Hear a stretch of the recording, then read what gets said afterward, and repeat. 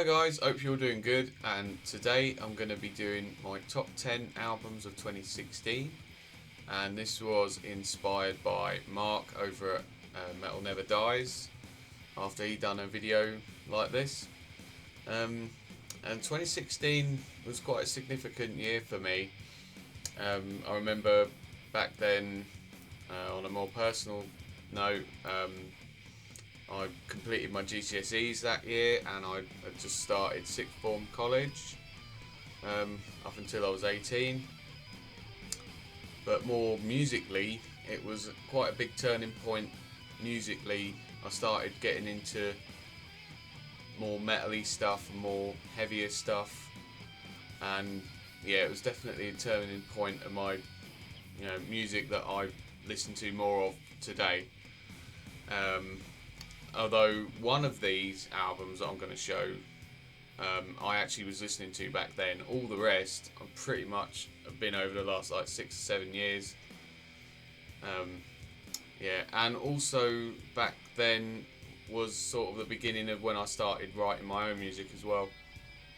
So yeah, quite a significant year. All these albums will be celebrating 10-year anniversaries this year.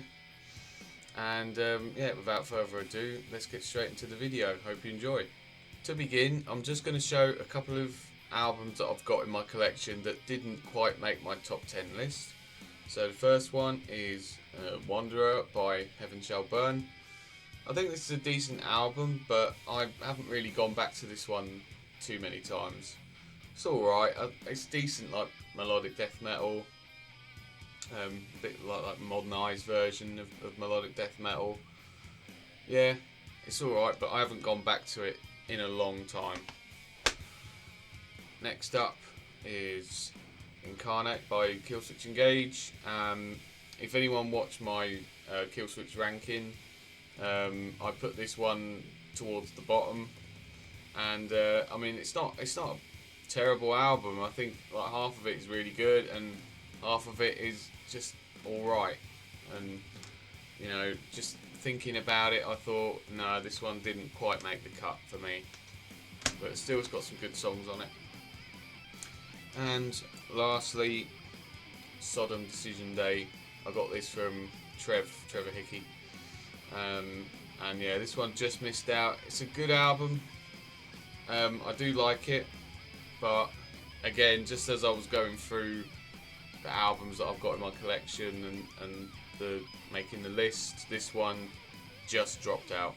Now we'll get into the top 10, and in 10th place I have got Anthrax For All Kings, and I remember listening to this when it, well, not when it first came out, but this was the first actual Anthrax album that I properly got into, a couple of years after it came out, and I always really enjoyed this album. It's definitely, if I was to do an Anthrax ranking, I haven't listened to all of their albums, but of the ones I have listened to, I'd say this one would probably be in the top 5 at the very least.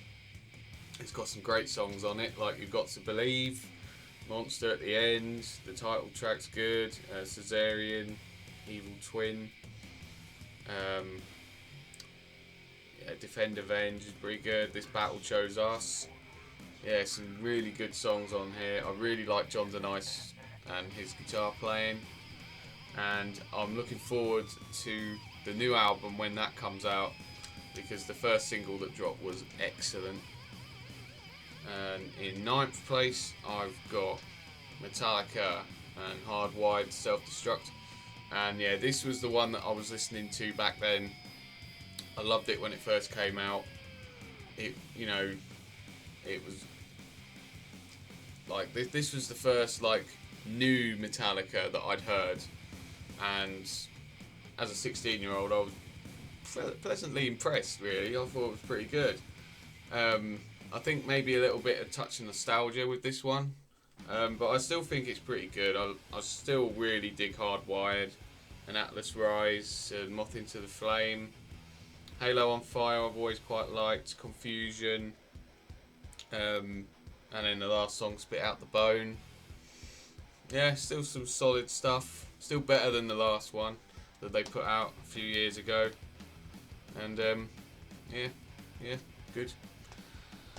Next up, number 8, I have got Avenged Sevenfold and The Stage, and yeah, this is just a fantastic, like, progressive metal album. Yeah, they just went full prog on this, and it's got some excellent songs. The one downside I'll say about this album is that the mix is incredibly low. You have to really turn it up to like appreciate the sound. I wish the sound quality was a bit better, but M Shadows sounds really good on this album, unlike on the last one that they did.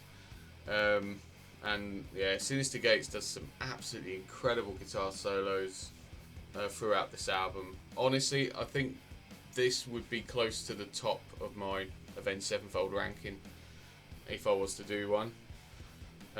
Excellent songs: The Stage, Paradigm, Sunny Disposition, Goddamn, it's pretty good. Angels, more of like a ballad, but it's a good one. Simulations, quite good. And then the last song, Exist, is it's like a 15-minute epic to close out the album, and it's an absolutely fantastic song. So yeah, if you're into your prog metal stuff, you might enjoy this. I do think it's a really good album. And then coming in at number 7, I've got Earthbound by Bury Tomorrow, and for me, this is definitely one of their best albums. Perfect mix of like old and new style metalcore. They just fuse it together very well on this, and yeah, this album for me just gets better and better every time I hear it. Yeah, I really dig the vocals on this album, and yeah, it's got some great songs like The Eternal, Last Light, Earthbound, Cemetery, Restless and Cold, 301, which I think features Jamie Jaster, and then the last song, Bloodline, is a really, really cool song as well. Really awesome, heavy riffs, and yeah, great metalcore. Next up at number 6, I've got Death Angel and Evil Divide, and yeah, this one just continues the great form that they were in during the 2010s, with Relentless Retribution, and then The Dream Calls for Blood, and then this, and then Humanicide, and then sadly nothing since, but maybe next year we might get another Death Angel album. But yeah, this album is packed with some great songs, awesome riffing, songwriting from Rob, and yeah, some of my favourite songs on here: The Moth, Cause for Alarm, Father of Lies, It Can't Be This, Hatred United, United Hate is great, and Let the Pieces Fall is another great closer. And yeah, I think this one might get a little bit overlooked, I think, because of the quality of albums that are in amongst it in the 2010s. But yeah, I'm definitely going to be doing a Death Angel ranking at some point, so stay tuned to see where I put this one. And at number 5 is an album that I don't have, but I very much would like to have it at some point. And it's Serpentine Dominion and their self-titled album. And this album, basically, if you were to put Killswitch Engage and Cannibal Corpse into a blender, you would get this album. Pretty much like 27 minutes of just melodic death metal awesomeness. Adam D from Killswitch does all the guitars and the bass and some of the vocals, and Corpse Grinder does most of the vocals, and then they have Shannon Lucas, who was in the Black Dahlia Murder and All That Remains, on the drums. And yeah, you just put all that together and it is just packed with awesome riffs and some amazing guitar solos, and yeah, I really, really dig it. Some of my favourite tracks are probably The Vengeance in Me, Vanquished Unto Thee, Sovereign Hate, On the Brink of Devastation, Jagged Cross Legions, Divide, Conquer, Burn and Destroy is pretty good as well. But yeah, all the tracks on the album, even the like interlude instrumentals, are all excellent. And yeah, if you're into your melodic death metal, or even if you're into like Killswitch or Cannibal Corpse, I think you would enjoy it. Coming in at number 4, I've got Testament and the Brotherhood of the Snake. And again, sort of similar to Death Angel, this just carried on the great form that the Testament were in at the time. Obviously with Formation of Damnation, and then Dark Roots of Earth, and then this, and then Titans of Creation, just in amazing form. And yeah, the band were just going through the gears really. Excellent songs on here, brilliant musicianship. Everyone's at the top of their game pretty much on here. My favourite tracks: Brotherhood of the Snake, The Pale King, Born in a Rut, excellent. Seven Seals. I like Black Jack, I think that song's pretty cool. Neptune's Spear. Kind of Business is a bit of an interesting song, but I still quite enjoy it. Yeah, just a solid album from Testament, but couldn't quite scrape my top 3. Now into the top 3, and in third place I've got Megadeth and Dystopia. Yeah, this one definitely was a return to form for Megadeth, and the first album with Kiko,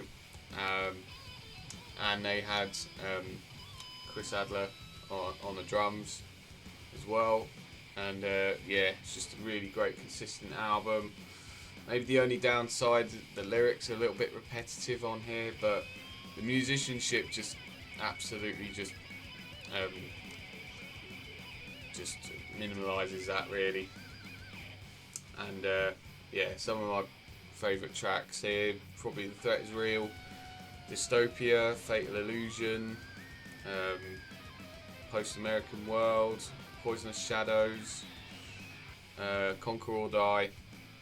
Yeah, maybe the last couple of tracks not as strong, but everything else is just amazing on here. And yeah, definitely one of my favourite Megadeth albums. If you watch my Megadeth ranking, it was pretty high up. In second place now, Dark Funeral and Where Shadows Forever Reign. And yeah, this one's definitely one of their best. It's dark, it's melodic at times, but in a brutal way. Quite catchy as well, some of the songs. It's they definitely perfected the sound that Dark Funeral was known for really, and I think that is mostly down to this album. Just awesome musicianship, songwriting on here. And yeah, some of my favourite tracks, probably Unchain My Soul,